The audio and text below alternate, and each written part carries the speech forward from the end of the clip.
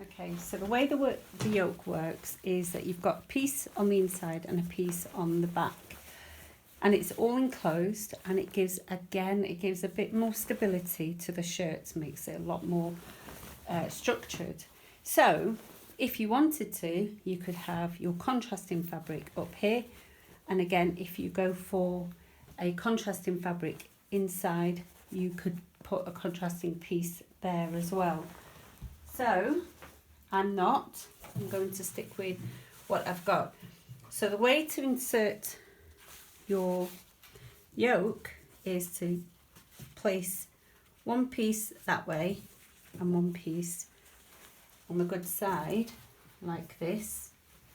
So it becomes a sandwich, and then what happens is, if I just put a couple of pins in here so that you can see it's like a stitch line, what happens then is I pull this piece up, I pull this piece over, and I've sandwiched the back piece into the yoke like that. And because it's all on a curve, it all needs a sort of a gentle ease to it. So you feel like the fabric's not fitting or it's pleating.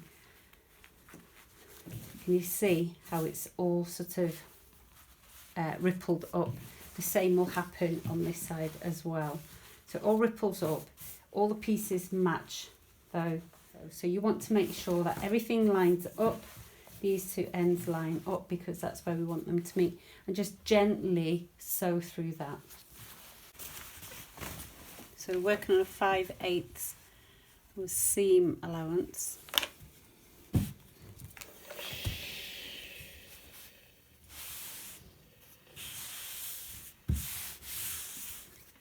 Following the instructions is quite a long-winded way of getting the front attached, so you've got to, let me show you. So you need to fold these over, press them, so that's a lot of measuring and making sure it's accurately done.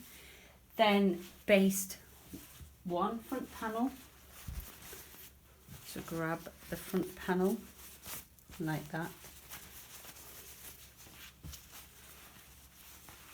sew that down, so baste that together, and then baste that together. No, you don't. You place that on top, and then you sew it down. It's a little bit long-winded. Let me show you how to do it my way. Okay, so that's the yoke panel. Let's place this down because that's been done now. So the shirt sits like this. Okay. And I want this bit to sit along here. Okay. So I want it good sides together. So what I'm going to do is I'm going to actually flip this over and sew this good sides together like that. Okay. But then I want to make sure I catch that other piece on the other side. So that's the yoke on the other side. So what I'm going to do is I'm going to just roughly, so grab those pieces and just roughly place though a couple of pins in there just to hold it so it's more or less met up. But I'm going to move those pins in a minute. Okay. Then what I'm going to do is leave that up there. Fold this over on here, and then just roll everything up like this. So fairly tight. Just roll it up so it doesn't get too creased. Don't scrunch it up. Okay. Then what we'll do is fold that over there and bring this round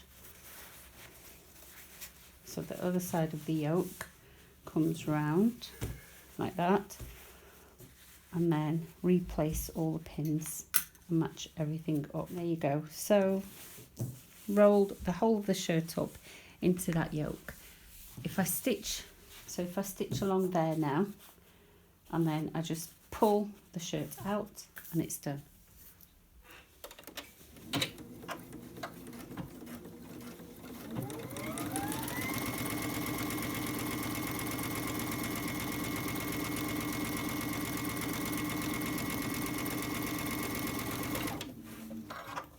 Getting caught at the back there. Make sure you've got plenty of space behind your machine. Right, there we go. So if I just remove these pins, so just pull the whole shirt out through the yoke. Doesn't matter which way you go, just seems to be flowing out easier this way. Just turn the yoke the right way round. There we go. And that's that done. And then have a look at this. I've got a nice seam on that side, and I've got a nice seam on that side. And if you match it up well, what happens is that curve carries on smoothly around like that, and it's slightly off. Can you see? Slightly off that way and slightly in that way. But if you take your time, you can get it a little better than that. But don't worry about that, because that's going to be lost in your sleeve and that's going to be lost in your collar. So a millimetre here and there is not to worry about. I wouldn't worry about it. Well, and just go and press that. If you want to do a top stitch on there, do that now. Collar with collar stand. So we'll do the collar in the next video.